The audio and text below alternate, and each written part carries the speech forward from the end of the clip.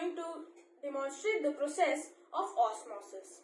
The material required are as follows: a concentrated sugar solution, colored water, a potato with a hole carved into it. So let's begin. Firstly, I am going to pour this sugar solution into this potato. After that, I am going to place this potato inside the colored water. And now, let's wait. After waiting for about 3 hours, we can see that the colored water from outside has entered the potato. This is because of the process of osmosis. So what exactly is osmosis?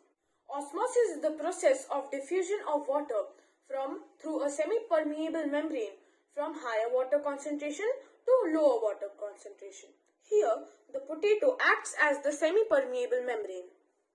The colored water outside has a higher water concentration, or the concentration of water molecules is higher compared to the sugar solution inside.